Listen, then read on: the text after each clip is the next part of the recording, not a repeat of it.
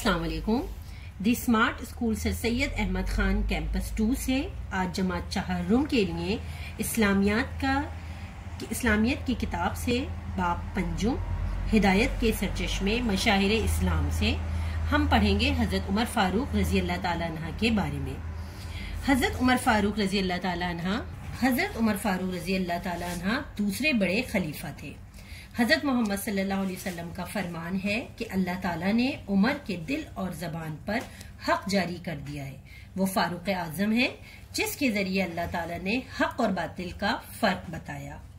हजरत उमर फारूक रजी अल्लाह ताला अन्हा वो सहाबी हैं जिनके मुसलमान होने की दुआ हमारे प्यारे नबी सल्लल्लाहु अलैहि वसल्लम ने खुद फरमाई। हमारे प्यारे नबी सल्लल्लाहु अलैहि वसल्लम ने फरमाया, ए अल्लाह, उमर बिन खत्ताब या उमर बिन हशाम में से किसी एक को दायरा इस्लाम में दाखिल फरमा ताकि इस्लाम को तक़वियत हासिल हो। आपने अल्लाह से ये दुआ फरमाई, ए अल्लाह, इस्लाम को उमर के जरिए से कुव्वत और तक़वियत दे। इनके जमाने में इस्लामी हुकूमत 22 लाख मुरब्बा मील तक फैल गई। इनकी खिलाफत का जमाना हज़रत उमर फारूक रजी अल्लाह ताला अन्हु की बेहतरीन इस्लामी हुकूमत का निशाना था।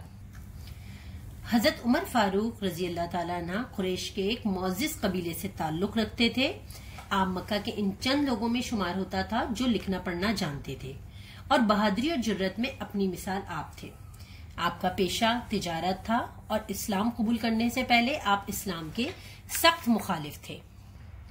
अब जानते हैं कुछ खिदमात हजरत उमर फारूक रजी अल्लाह ताला अन्हु की। इस्लाम लाने से पहले मुसलमान छुप छुप कर नमाज पढ़ते थे। जब आप रजी अल्लाह ताला अन्हु ने इस्लाम कबूल किया तो मुसलमानों को बेहद हौसला हुआ और मुसलमानों ने आपके साथ खाने काबा में नमाज अदा की और कुफ्फार मक्का को इन्हें रोकने की जुर्रत न हो सकी। इसके बाद मुसलमान खाना काबा में जाकर नमाज अदा करने लगे। आपकी इस बहादुरी को देखते हुए हजरत मोहम्मद सल्लल्लाहु अलैहि वसल्लम ने फारूक का लक़ब अता किया, जिसके मायने हैं हक और बातिल में फर्क करने वाला। यानी कि इन सब खिदमात में से ये खिदमात आपकी काबिल जिक्र है कि आपके इस्लाम कबूल करने के बाद मुसलमान आजादाना नमाज पढ़ने लगे। हजरत उमर रजी अल्लाह ताला अन्हु इस्लाम की खातिर अपनी जान और माल की बिल्कुल परवाह नहीं करते थे। ग़ज़वा तबूक के मौके पर आपने अपने घर का आधा सामान हजरत मोहम्मद सल्लल्लाहु अलैहि वसल्लम की खिदमत में पेश कर दिया। आपने बहुत सी ग़ज़वात भी लड़ी, जिनमें ग़ज़वा बदर, ग़ज़वा उहद, खंदक, खैबर और हुनैन वगैरह में शिरकत की और बहादुरी के साथ कुफ्फार का मुकाबला किया।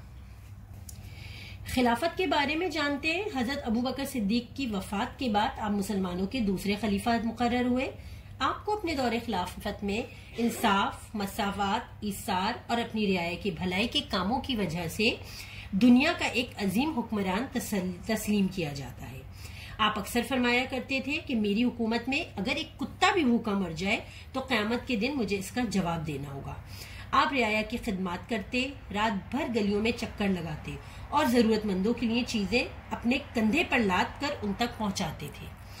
हजरत उमर रजी अल्लाह ताला अन्हु अपने दौरे खिलाफत में बहुत से इलाकों को फतह किया। जब तक हमारे हजरत उमर रजी अल्लाह ताला अन्हु की हुकूमत रही, उन्होंने बहुत सारे इलाकों को फतह किया, जिनके नाम कुछ मुल्कों के नाम काबिल जिक्र हैं, जिनमें ईरान, इराक, शाम और मिस्र शामिल हैं। आपने एक मजबूत दिफाई निजाम तश्कील दिया और हर मुल्क में हर जगह एक इंसाफ के साथ किया। एक अजीम हुक्मरान होने के बावजूद आपका रहन सहन बहुत सादा था। खुले मैदान में ईंट का तकिया बनाकर सो जाते थे। आप अक्सर जमीन पर बैठकर खाना खाते थे। बड़े बड़े दूसरे मुल्कों के वफ्द आते थे अगर आपसे मुलाकात करने के लिए, तो आप उनके सामने पेबंद लगे कपड़ों में ही मस्जिद के एक कोने में बैठे हुए मिलते थे। आपने नबी अकरम सल्लल्लाहु अलैहि वसल्लम के इस फरमान कि कौम का सरदार इसका खादिम होता है पर अमल करते हुए तकरीबन 10.5 साल तक हुकूमत की और आपकी वफात यकुम मुहर्रम 24 हिजरी आपका यौम शहादत है। आप दूसरे खुशनसीब इंसान हैं जिनको रसूलुल्लाह सल्लल्लाहु अलैहि वसल्लम के पहलू में दफन होने की सादत हासिल हुई। ये थी वो चंद बातें जो हजरत उमर फारूक रजी अल्लाह ताला अन्हु के बारे में हमने जानी कि क्या उनकी खिदमात रहीं, इब्तिदाई हालात और कबूल इस्लाम, किस तरह उन्होंने इस्लाम की खिदमत की और अपने दौरे खिलाफत में किस तरह गरीबों और मोहताजों की मदद की। अब आप अब आपने इस पूरे सबक की अच्छे से बुलंदख्वानी करनी है और सफा 67 से आपको एक दी हुई एक्सरसाइज दुरुस्त जवाब के गिर्द दायरा लगाना है। ये तमाम आपने पढ़ के और सही जवाब के गिर्द दायरा लगाना है। ये आपका काम है। जब आप सबक पढ़ेंगे तो आपकी समझ में आ जाएगा और जो दुरुस्त जवाब है उसके गिर्द दायरा